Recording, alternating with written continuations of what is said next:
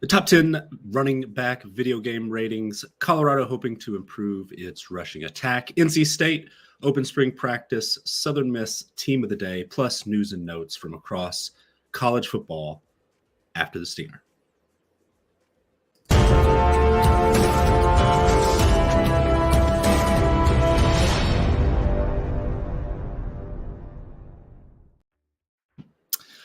Hello and welcome to episode 15 of Good Morning College Football. I am Nicholas Ian Allen here for CampusToCanton.com. We are 175 days until week 0 kicks off, and just a couple of days left to pre-order the Campus to Canton freshman and supplemental guide to receive a special pre-order pricing. So hope that you will take the opportunity to go to CampusToCanton.com, go to the membership tab, and scroll over to the 2024 draft guides page to lock in that order, which, by the way, if this is your first time with us, Campus to Canton is a college fantasy football company playing the C2C format, where you have both college and NFL players.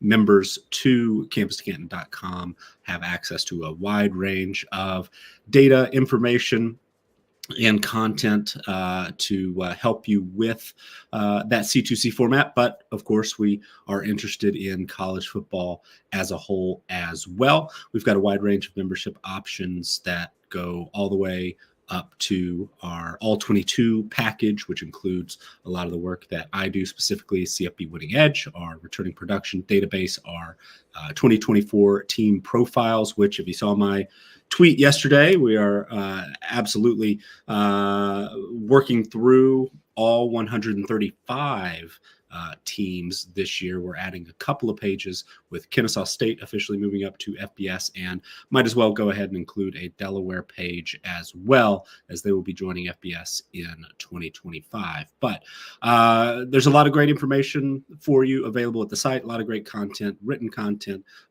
video content, of course, on our Campus Canton YouTube channel, which we have a goal of 4,000 subscribers ahead of the NFL draft. So would absolutely love for you to subscribe there, like this video, and help us to really, pick up some momentum here in the depths of the off season, because, we're hoping to be here just about every day, giving an hour's worth of news, discussion, reaction, analysis on college football. So with that in mind, the NFL Combine is officially kicking off this morning in Indianapolis, but we're more interested in what's going on in places like Raleigh and Columbia, Missouri, Baton Rouge, Boone, North Carolina, Hattiesburg, Mississippi.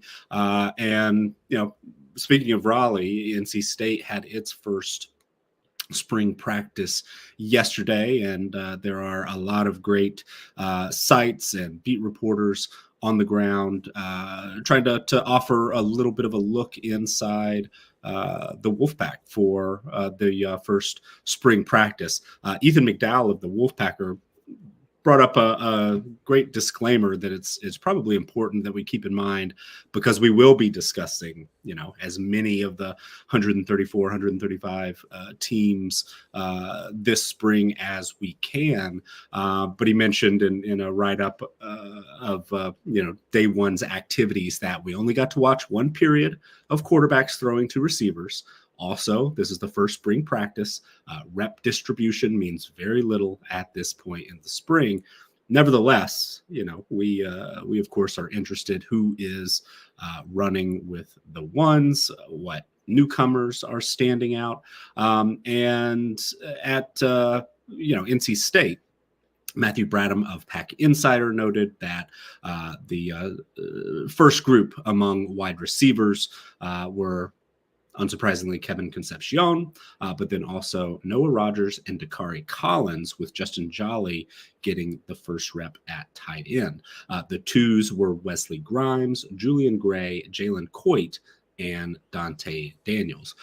Grayson McCall was the first quarterback behind center for the Wolfpack. Not a surprise. The transfer from Coastal Carolina is likely to win that job. Very experienced 3-year starter with the Chanticleers, and moving to a power conference and an opportunity to show what he can do on a slightly bigger stage. But back to McDowell and the Wolfpacker.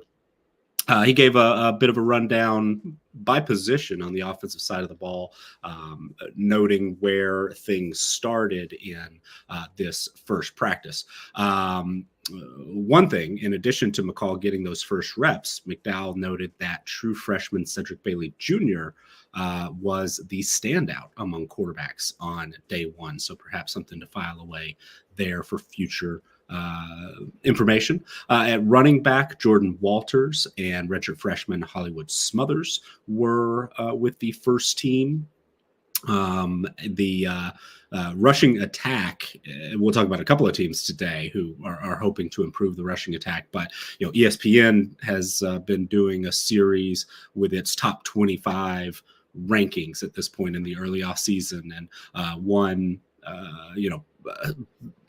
rundown last week was one question facing each of the top 25 teams this spring. And for NC State, who comes in at number 18 currently, the biggest question is, according to David Hale of ESPN, will the Wolfpack be able to improve that run game? So last year, NC State at the running back position altogether had fewer than 1,000 yards, only 193 yards on the ground, which was worst among all ACC offenses. So certainly the Wolfpack will be looking to players like Walters, like Smothers, others on the roster, hoping to get that group rejuvenated and a little more productive, certainly this year. McDowell also mentioned that Dakari Collins was the standout at wideout.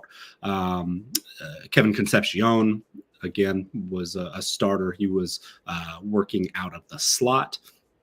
Looked great, according to McDowell. And Jalen Coit was the only other scholarship slot receiver for the Wolfpack in this opening practice period that the media was available to see.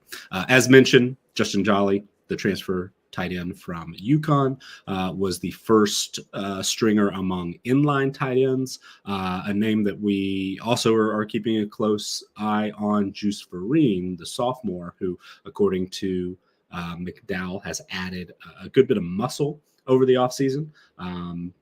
Quoting here from the piece says, looks physically ready to take a leap in his second year. He apparently spent a lot of his time with the flex Y at the flex Y spot among tight ends. So expect to see Jolly and Vereen both featured in this offense, and that tight end position should be an area of strength in this NC State offense that we expect will potentially be taking a step forward. A couple of expected starters on the offensive line were held out of practice one. Zeke Correll and Anthony Carter were not on the field for Tuesday's practice. NC State, I think we missed this note earlier this week, but the Wolfpack added yet another former starter defensively from Auburn. Linebacker Cam Riley has transferred to NC State with linebackers Peyton Wilson, Jalen Scott running out of eligibility. There's a lot of playing time available for linebackers. And so Riley, who played in 13 games, only started once for the new coaching staff last season, was a starter in 2022. He had 32 tackles, 3.5 tackles for loss, 2.5 sacks, was more productive in 11 games with 65 tackles in 2022. And also, has seen time dating back to 2020. So an experienced newcomer to that NC State defense as they look to replace one of the best linebackers in the country, Peyton Wilson, but an area of inexperience for sure. Charlie Gribble of Pack Pride spoke with Grayson McCall after practice number one.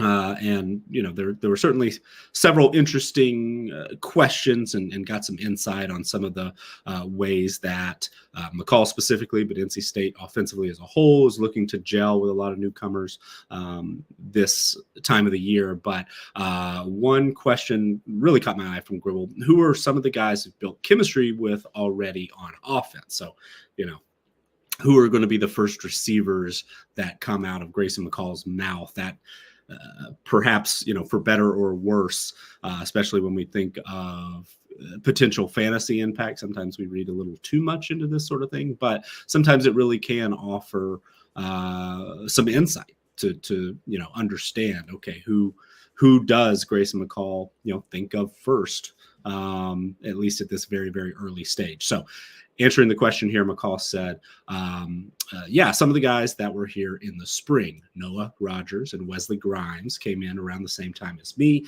Justin Jolly and Juice Vereen are some of the guys that I've been able to work with. Dakari Collins and KC Concepcion lead the charge in that group. So just filing that away for future reference, and hopefully we'll get more reports and a lot of detail like we've got from this really solid group of NC State sites and reporters. Looking forward to more of that this spring. But of course, NC State wasn't the only program who opened practice yesterday.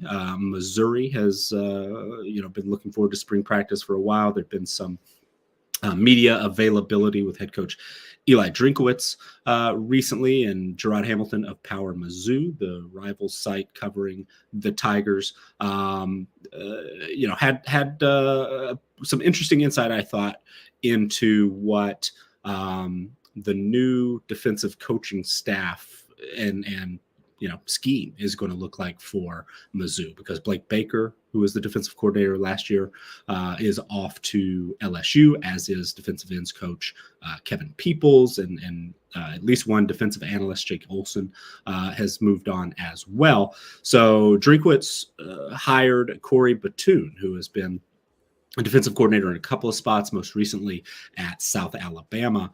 Batoon has run a little bit of a hybrid scheme in the past, but leaned a little bit more toward the 3-3-5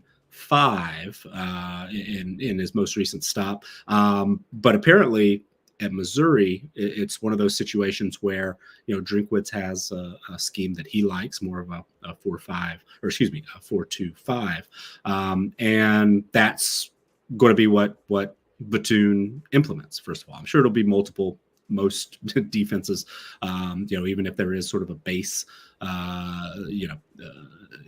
personnel group. Defenses in football across the board, but college football especially, are quite multiple these days. So we probably will see some 3-3-5, probably will see some 4-2-5, and plenty of others, I'm sure, as well. But some quotes here. Hamilton passed along. The thing we look for is low ego, high output.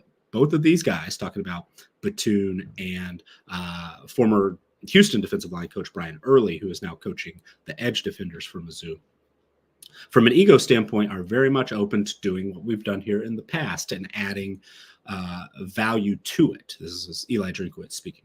And then I think the second thing is, you want to see great teachers. When you go back and check these guys' resumes, the amount of development that they've had at their position is a reflection of not only great teachers, but great evaluators in the recruiting aspect. So, key pieces in the hiring process for Drinkwitz was, hey, we like what we have been doing around here. It's very successful. Mizzou last season, defense was a big piece of that team's somewhat unexpected, high level of success.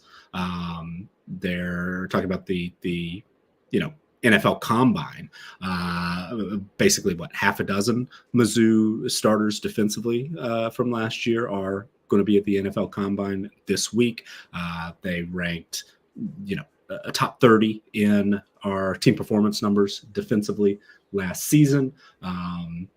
We're top 20 in 2022, so that unit has been solid the last 2 years, and Blake Baker was definitely a part of that, and the scheme that they had in place was part of that. So not surprising that Drinkwitz would want to,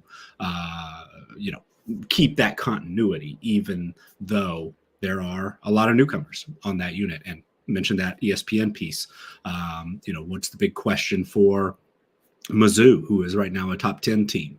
And it's going to be, are they going to be able to continue the good work on defense, paraphrasing there. But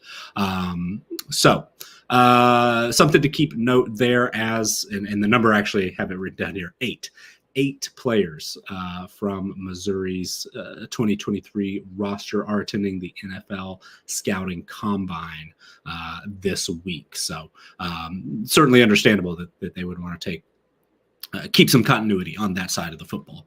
A little bit more defense talk. And speaking of Blake Baker, the new play caller defensively at LSU, there were some quotes from head coach Brian Kelly this week that made the rounds, caused some reaction, centering on one of the best defensive players in college football, or at least has the potential to be, Harold Perkins, who will play inside linebacker for LSU next season, according to reports from The Advocate. And there were some quotes that Chandler Vessels of On3 passed along from Kelly, saying, quote, he needs to be in the action. He needs to be the linebacker, talking weak side linebacker. He needs to be in the box. He needs to be active in there. That's where he's going to start, and we've got to get him ready at that position. So, the headline as it came out, Harold Perkins moving to inside linebacker or off-ball linebacker, caused some eye rolls, plenty of gifs of, what are you doing type reaction here among college football fans, LSU fans, and some very smart people involved there as well. But part of this is because a year or so ago, when we first learned that LSU was expected to move Harold Perkins more inside from an area where he showed just a huge ability as a true freshman, as an edge defender, pass rusher. There were a lot of concerns there, but it's notable, and several people pointed out is, Harold Perkins did struggle at times, specifically the opening game against Florida State. He struggled as the piece from Vessels noted here, struggled to shed blockers as the Seminoles handled him the 7 times he rushed off the edge, finished with 5 tackles, did not record a sack or quarterback hurry in that game. Some other folks had, somewhat measured responses that I thought are worth noting here. Sheehan Jahajra from CBS Sports said, kind of whispering in a tweet in parentheses here, Perkins is near unplayable on anything other than passing downs as an edge rusher at his size. Teams have gone right at him with the run. And that's, I think, certainly worth noting, because as much potential as he showed, as much production as a true freshman, he showed Harold Perkins is definitely on the slight side, still in the 220s weight wise. And there's some folks who have compared him to Micah Parsons, and Sheehan noted that Micah Parsons, it's a different deal. The Penn State, for Penn State pass rusher is, more in the 240 range. So for whatever reason, Perkins hasn't been able to put on that weight or keep that weight on, and right now is a bit undersized. Max Toscano, who is has a coaching background, writes for And the Valley Shook, an LSU site on the SB Nation network, wrote up a nice piece, very detailed, on Blake Baker's defensive scheme recently, and mentioned that he felt that Perkins is a better fit as an off-ball linebacker than in the previous system. So worth noting there from someone who's closer to the program, pays a lot of attention, and definitely has the schematic chop, so to speak, I think, to offer some real insight there. But a couple more quotes here from Kelly from Vessel's piece.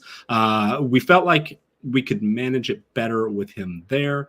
We don't want to manage it. We want to get him in a position where he can impact the defense, where he will play at the next level. I think we owe it to him. So certainly something to keep in mind, wanting to give players their best chance to show what they can do as they prepare for the NFL, where Harold Perkins absolutely will be a Sunday player. So getting him, slotted in and comfortable at a position where it seems he's probably more likely to play, in the NFL is important to Kelly and that coaching staff. Another quote here, finishing up: whether it was scheme or whether it was our inability to get him where we wanted him, he needs to be more involved in the linebacker fits inside. That's going to get him ready for the next level. It's going to make us a better defense. So we don't go a whole, don't spend a lot of time usually on the defensive side of the ball in this show. As a fantasy first company, Campus to Canton, we're definitely more interested in the skill positions. But Harold Perkins, this time last year, we were talking about how he might be maybe the best defensive player in college football, maybe one of the best overall players in college football, and kind of figuring out what position he's going to play, where he's going to be most successful, is an important part of the landscape nationally. But LSU as a team that really needs to show some improvement on that side of the ball, and I expect we will get it with Blake Baker calling the plays on that side. A couple of other notes, bits of news from yesterday. Boise State has a new defensive coordinator, Dirk Cutter, who is former head coach at Boise State, of course, in the NFL, longtime NFL assistant as well, head coach at Arizona State. He is going to be the OC. Spencer Danielson brings in Cutter on a 1-year deal. Spring practice will be starting in a couple of weeks. Bronco Nation News was there to break the story. BJ Rains, who noted that Cutter served as the interim offensive coordinator during the 2022 season, as we may remember, led Boise State's offense to 32.5 points, 428.5 yards per game in 10 games after taking over from Tim Plow, who was fired earlier in the season. Just looking at the numbers, added over 10 points per game compared to that rough start, and basically 150 yards, total yards per contest. So in those 10 games, Boise State went 8-2, reached the Mountain West championship game, and won its bowl. Dirk Cutter was the head coach in Boise from 1998 to 2000, part of the very early, era of success there. Went 26-10 as head coach before moving on to other opportunities, both in college and the NFL. Dan Enos, former offensive coordinator, most recently at Arkansas, has been hired by Florida in an off-field capacity. News broken by Jacob Rudner of Swamp 247. There have definitely been some jokes made at the description of this. Apparently, Enos is going to be working on, quote, head coach projects. Not sure exactly what that will be, but I'm sure it'll be Billy Napier, head coach there, will assign some specific, whether it's weekly or monthly, off-season work, what have you. Hey, dig into this, dig into the film, dig into the numbers. Have a question or whatever. Trying to unearth some piece of information that might be helpful in a pivotal year for Napier and that Florida Gators program. One final note, we've mentioned a few times before, when they're dual sport athletes, keep an eye on, what they're doing elsewhere.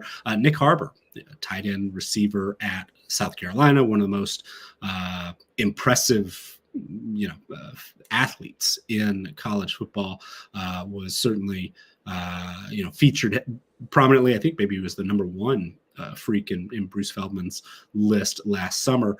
A note from Mike Uva of Gamecock Central said over the weekend, Nick Harbor finished 5th in the 200 meter and 8th in the 60 meter in the SEC Indoor Championships. A true freshman, became the first 60 meter sprinter to score at the indoor meet for South Carolina in looks like 7 years, a time of 6.73. Later scored in the 200 meter with a time of 20.87. According to Uva, Harbor did not qualify for the 2024 NCAA Indoor Championships, which are going to be held in early March. So he will instead be turning his attention to the Gamecocks outdoor track season, which will have its first beat against Coastal Carolina March 14th. Harbor is, of course, a member of the South Carolina track team. Spring practices for the Gamecocks open March 19th. So he may or may not be available for every spring practice this year, but certainly there are some is some value to players, especially working on track as a second sport, as we mentioned. Excuse me. Zachariah Branch at USC running track this spring, and a Colorado running back, Dylan Edwards, has been working with the track team as well, participating with them. And on that note, there were some recent in-depth pieces from Brian Howell of buffzone.com that caught my eye about Alton McCaskill, specifically, running back from Colorado, who transferred in after an incredibly impressive true freshman season in 2021, where he came up just shy of 1,000 rushing yards, and then missed all of the 2022 season due to injury. So McCaskill was a player who had pretty high expectations. It was definitely major news when he entered the transfer portal sort of late in the process last year, and then ended up in Boulder as many expected, but made a very, very limited impact in his first season with the Buffs. And at this point is a little bit of a forgotten player. I asked Jared Palmgren in the Campus to Canton Slack earlier today. He's been keeping tabs on average draft position in CFF mock drafts and best balls that are ongoing in this early stage, and offered a list that not currently, I think, official. He's trying to get a little bit more information put in there, but there's something like 75 running backs have been drafted in the drafts that Jared's gotten hold of, and Alton McCaskill is not one of them. Somewhat understandable. I mean, last year he finished with 59 rushing yards on 14 carries, played only 4 games, which according to Howell, in October, McCaskill asked Coach Prime Deion Sanders if he could just sit out the rest of the season in redshirt. He was limited to non-contact jersey early in fall camp, sat out the first 3 games, and then with limited success, didn't feel quite ready, decided to kind of shut it down as far as making appearances on the field in games on Saturdays for the Buffs. He did, according to Howell, McCaskill spent the rest of the season working to regain his strength, also worked with the Colorado scout team. And a couple of quotes here from McCaskill on how he is progressing, how he is, has been able to use that time off to improve, get stronger, hopefully put on a little bit of weight here. So quoting from how McCaskill said, confidence was skyrocketing toward the end of the season, going through practice and things like that. That's where I am going into spring ball. Plus, I've been killing workouts, getting stronger every week. I feel so much better. I just feel so much better. I'm way more confident moving around laterally. Physically, I feel a lot better, and mentally as well, too. I'm trusting myself a lot more. So McCaskill is listed at 6'1" and 204 pounds, has mentioned that he hopes to play in the 210 to 215 range this season. And, now that the injury is behind him, putting on some of that weight is a priority. But on that note, again, quoting Howell here, McCaskill says, talking about the injury, it's not a thing for me anymore. It happened and I'm over it. That's where I'm at mentally. I'm looking forward to the first game, but all of them. I want to play every last one and dominate.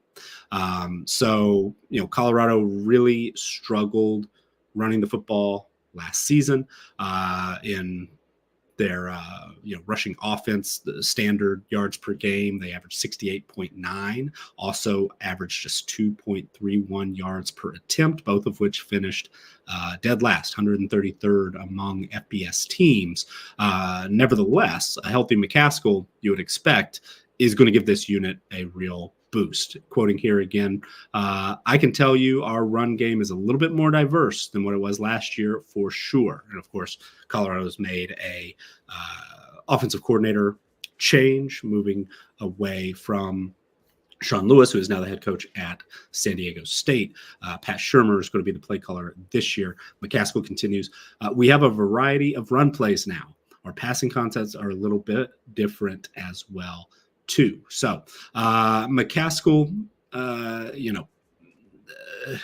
was, like I said, about coming up just short of 1,000-yard rusher as a true freshman. He's mentioned in the piece, the goal for this year is over 1,000 yards. That would be a big jump for Colorado, which only surpassed 91 rushing yards twice in a game last season, finished with fewer than 60 yards in 7 different contests. So McCaskill, who does rank in the top 50 in our CFP Winning Edge video game ratings among running backs, getting him back and healthy, and also a little bit of the change in philosophy offensively, which we spend a lot of time, and I'm sure we'll spend even more talking about quarterback Shedeur Sanders, dual two-way player Travis Hunter, and a rebuilt wide receiver core.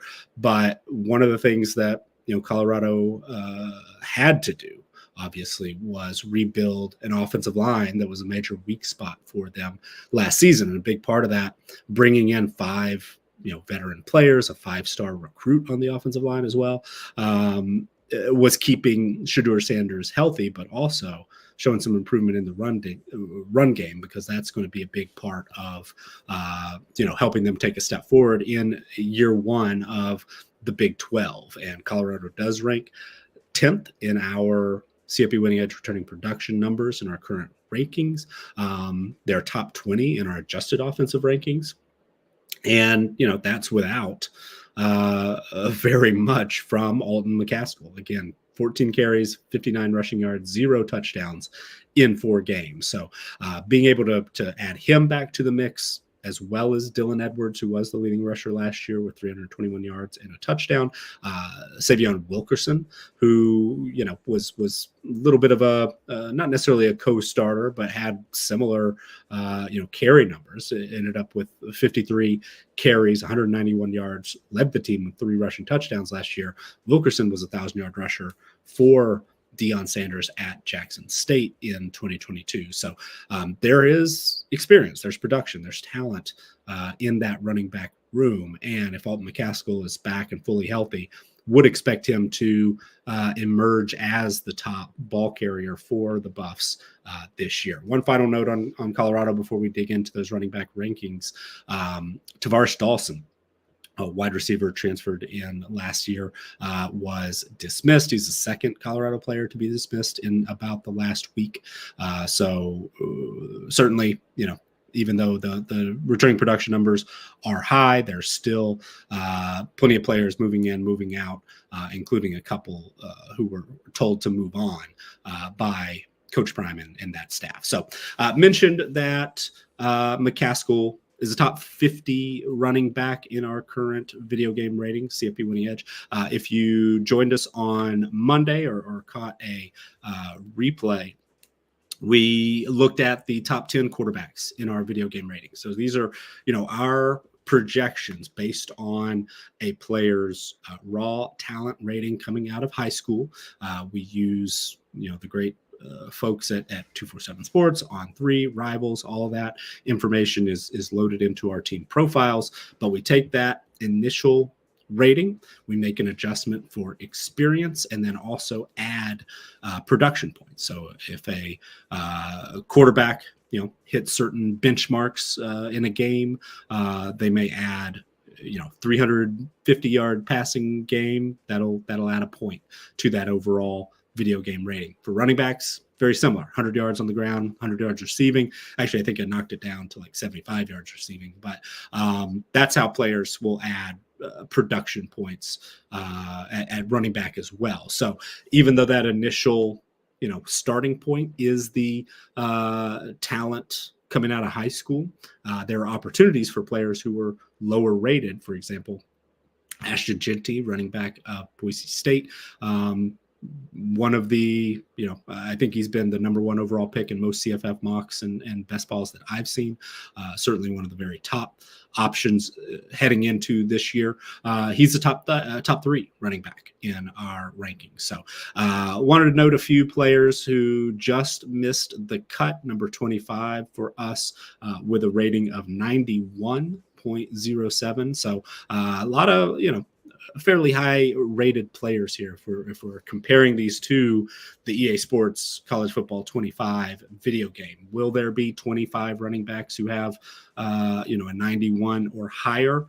Maybe not. Also, as we discussed earlier this week, and if you're familiar with our work at CFP Winning Edge, you probably know, our initial video game ratings stopped at 100, not 99 like the EA Sports game, but we removed that cap up ahead of the 2023 season. That ended up, I think, being a positive move for us, the way that we roll these individual player ratings up to unit ratings, offensive, defensive units, of course, position ratings, the quarterback, running back, offensive line, tight end, wide receiver, what have you, prior to that. But then rolling up to the unit ratings, to the overall roster strength ratings, and then using those as a big piece of our team strength power ratings. Removing that 100 point cap was helpful to us this year, helping to differentiate the best overall players from one another, instead of having 3 or 4 or however many 100 rated running backs. Being able to say, all right, this player, based on this combination of talent, experience, and production, has proven to be the highest rated player. So I thought that was helpful. And we do have 3 running backs, according to our current ratings, who have already surpassed 100 on the VGR calculations for us. So, pardon me. Number 25 for us missed the cut a little bit here, but want to mention RJ Harvey, who is, like I said, the 91.07. He had 13 production points in 2023, so certainly one of the most productive running backs in college football. There are only 4 other players on this list who had double-digit production points, and only 2 had more than RJ Harvey's 13. So a player who came in as 3-star recruit in 2019. Harvey has added a lot of production to his overall player rating, and is now one of the top 25 in our ratings for sure, and expect he probably will be in the EA Sports game as well. Jarquez Hunter was 24th. Jaquindon Jackson, who's since transferred from Utah to Arkansas, who you may remember came in to college football as a quarterback recruit, but he is a 92. Raheem Sanders, who was one of the top CFF running backs this time last year, a top first round pick, top 3 running back at the position, suffered a lot of injuries, has since left Arkansas for South Carolina. He comes in at 17th in our VGR ratings. Taj Brooks at Texas Tech, who's been a first or second round pick in most early CFF mocks and best balls that I've seen. He had those double-digit production points, 10 last season at Texas Tech, and at 230 pounds, definitely a load. A little bit of a surprise that he came back to college, but he is knocking on the door of a 95 rating and is 14th in our current rankings. Nicholas Singleton, kind of on the flip side a little bit, super highly rated coming out of high school, but has not been super productive. He only had 2 production points last year. He is 13th, so on the outside looking in. But those are certainly, I think, some notable names and players who potentially, when the video game comes out this spring, those are probably candidates to break into the top 10. But how do our ratings look? Starting at number 10, we've got one of 2 Ohio State running backs who are top 10 at the position. Quinshon Judkins, the transfer from Ole Miss. He is, somewhat similar to Taj Brooks, a little bit underrated coming out of high school, but has been very productive. He had 5 production points, was a little bit limited by injury last season, but had 12 production points as a true freshman in 2022 to make a big jump in our ratings. Jaden Ott, the running back at Cal, despite that Cal coaching staff bringing in several running backs in the transfer portal last season. Definitely put together a very, very impressive season. 9 production points. Add that to his, right around 4-star talent rating coming out of high school. His impact that he made as a true freshman and now as a true junior, he is going to be a 96 or higher rated player coming into this year, 9th in our current ratings. Number 8 for us is Amarian Hampton, the running back from North Carolina. We talked a little bit about Hampton with Brandon Sanders last week. Hampton really just exploded onto the scene as a sophomore, had 11 production points last season to bring his overall video game rating to 96. One who's a little bit of a surprise, perhaps, Montrell Johnson Jr. A lot of this has to do with his production at Louisiana, but with Travis Etienne moving from Florida to Georgia, Montrell Johnson, expect that he's going to get a pretty heavy workload, and currently, as he sits heading into his senior year, has a 97 rating in our VGR numbers. Donovan Edwards, number 6, Michigan running back. He's taking over.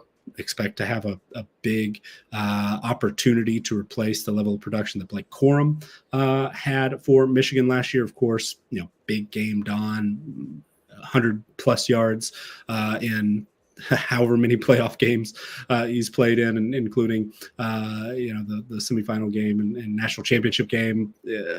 Donovan Edwards has stepped up in the biggest games for Michigan the last couple of years. He'll have an opportunity to take his nearly 98 in our video game ratings, and hopefully put together a strong season-long performance this year.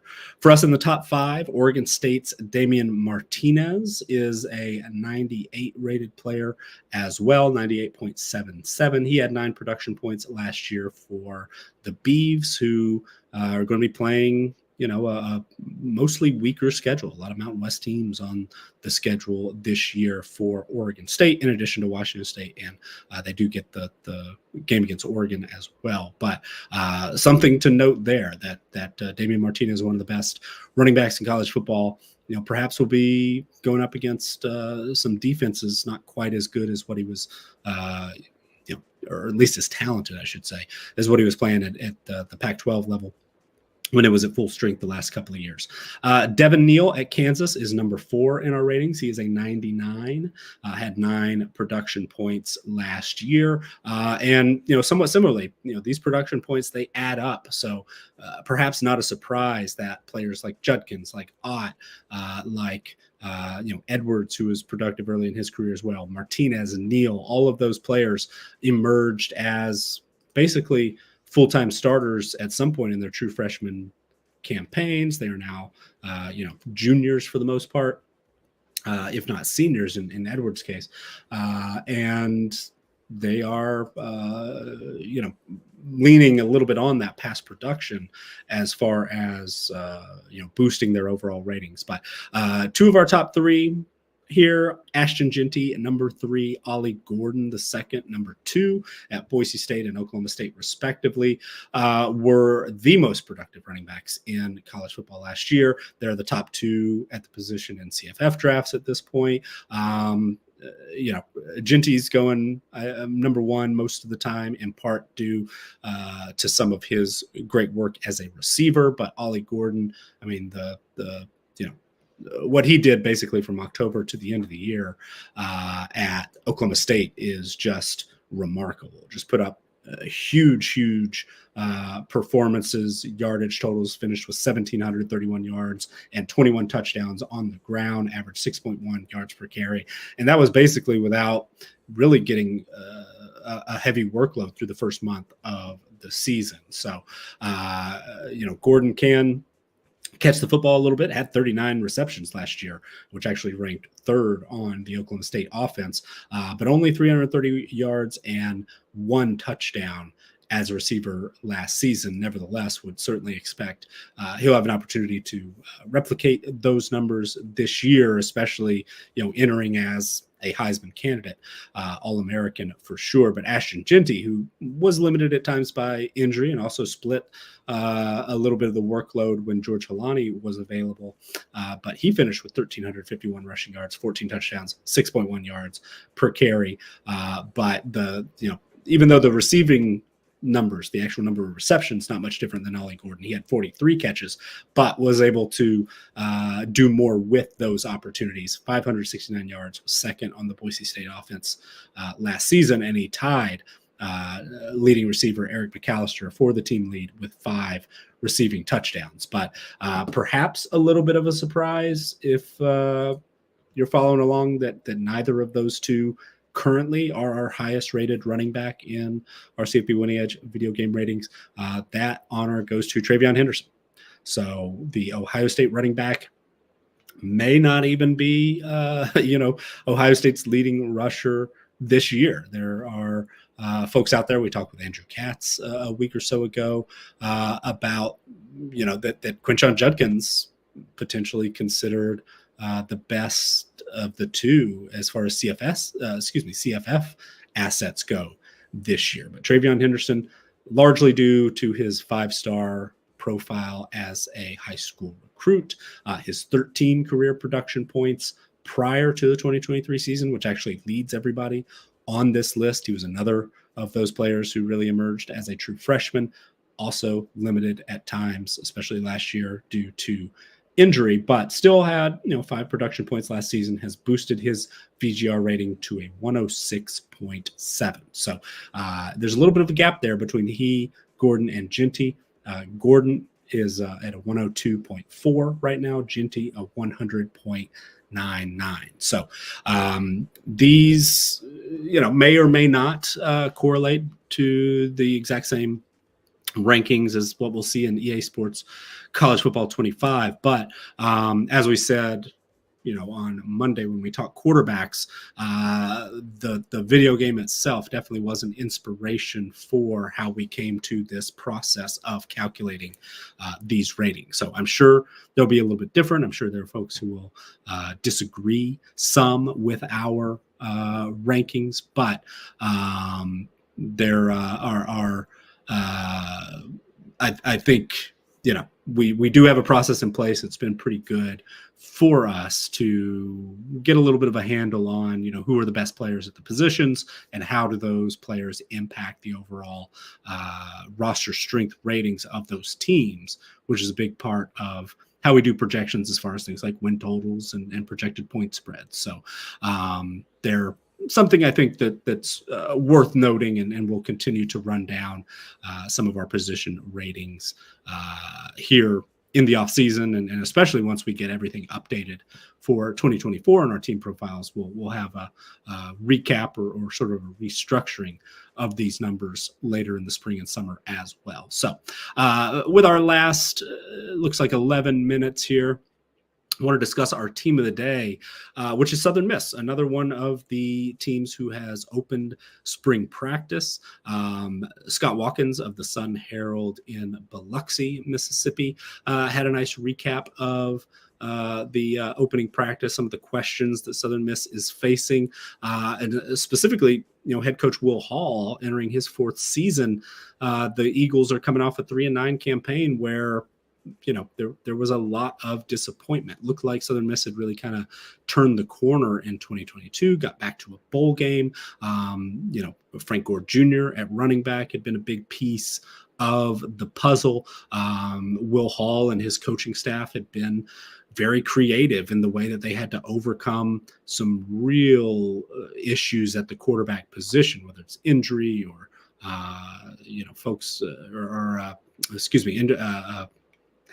lack of production consistency at that position. It's been an issue pretty much the entire Will Hall era there at Southern Miss.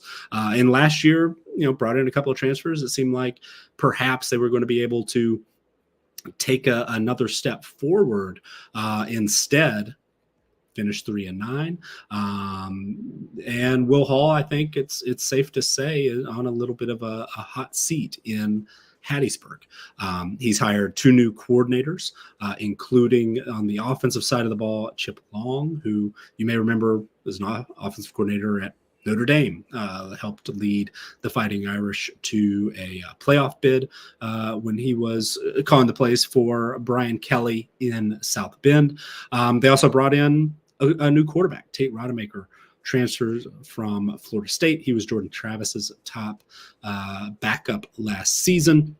Missed the end of the year with an injury. Part of the reason Florida State perhaps an excuse given, you should say, for missing the playoff.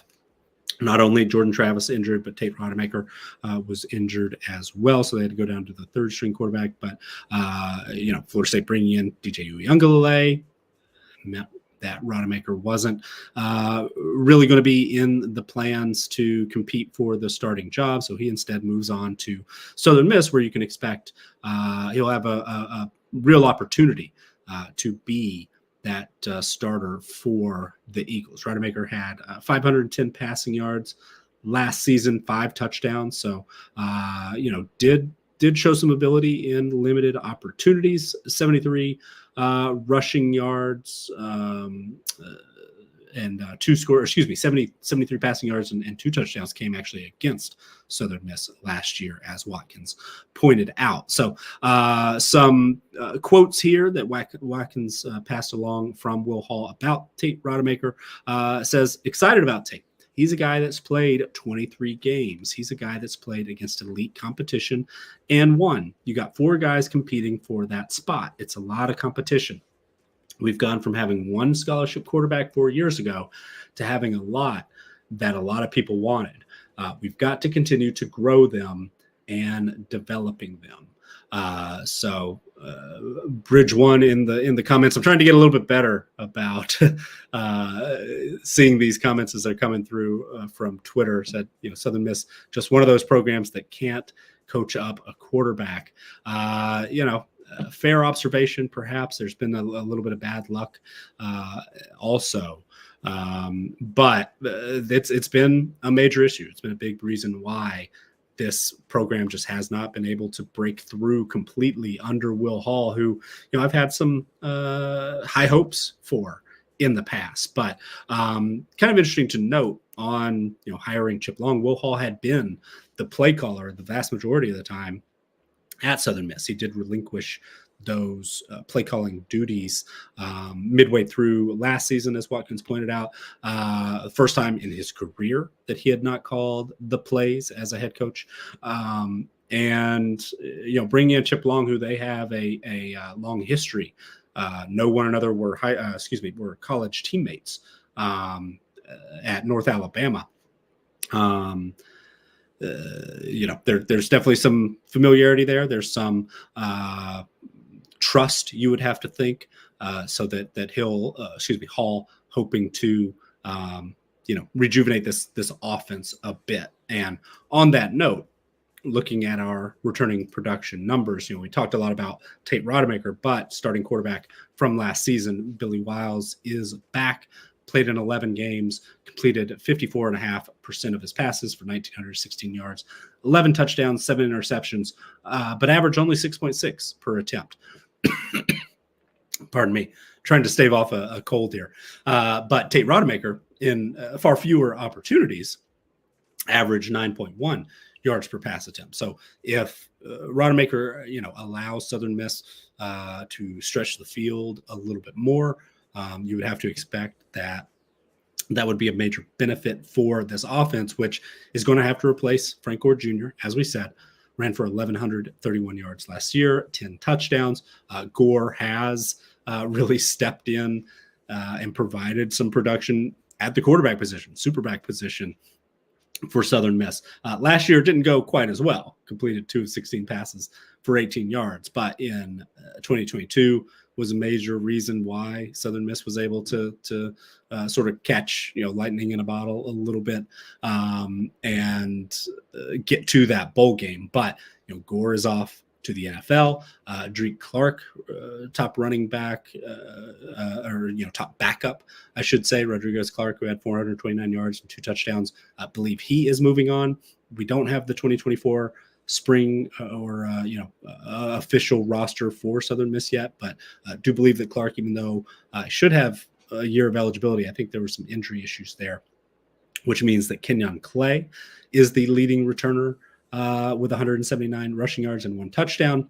Ethan Crawford, one of the backup quarterbacks behind Billy Wiles last year, showed a little bit of athleticism, 96 rushing yards and a touchdown on 42 attempts. But how will incoming transfer Tate Rodemaker, fit in? Not as much of a runner, had negative 18 yards on 9 attempts last year. That, of course, includes some sacks. But expect that he'll have an opportunity to work with what should be a fairly good receiving core with Latrell Jones and Tequilin Mims leading that unit. Both of them had 36 and 39 receptions respectively last year, 498 yards and 445 receiving yards for Jones and Mims respectively. Jones was on the receiving end of 3 touchdowns, Mims 2. But looking ahead to the schedule, and that offense is a big piece of it. They do rank 98th in adjusted offensive returning production this year, 35th on the defensive side of the ball, even though quite a few, they lose 5 of their top 6 tacklers, but return a lot of, major contributors, a lot of guys who got plenty of playing time in a unit that, moved quite a few players through. But Southern Miss in the Sun Belt, it's a competitive league. There's not a major top contender in the Sun Belt West, you could argue. Troy, certainly has a long track record of success, winning the league last year, winning the division. Louisiana has had a lot of success, but Troy on the extreme low end in returning production.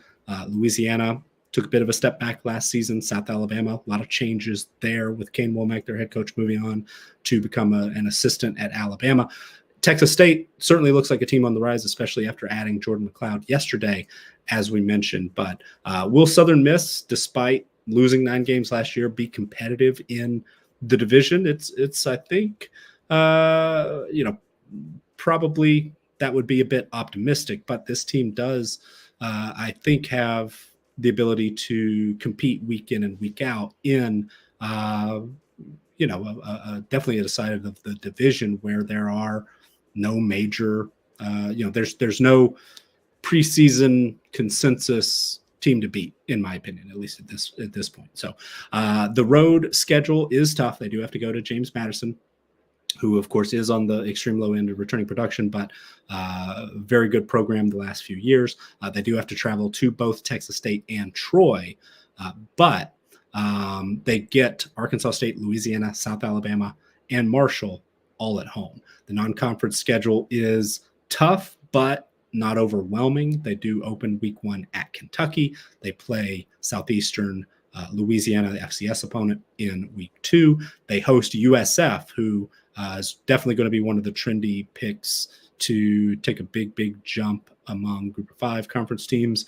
That is in week 3, September 14th. And they travel to Jacksonville State, a tough Conference USA opponent, but a winnable game there in week 4. We don't have the official dates yet of Sun Belt play, but again, those knowing where they have to travel, James Madison, Texas State, Troy, and then ULM, where they certainly will have an opportunity to win that game. It's a tough slate, but can Southern Miss get back to a bowl game? They probably would need to for Will Hall to be able to win the job. So apologies if I sounded a little bit weird today and having to fight off a cough here or there and brain a little bit foggy at times also. But that is going to wrap it up for us this morning on Good Morning College Football. There's something that really caught my eye, particularly about Navy and their offensive coordinator transition this year.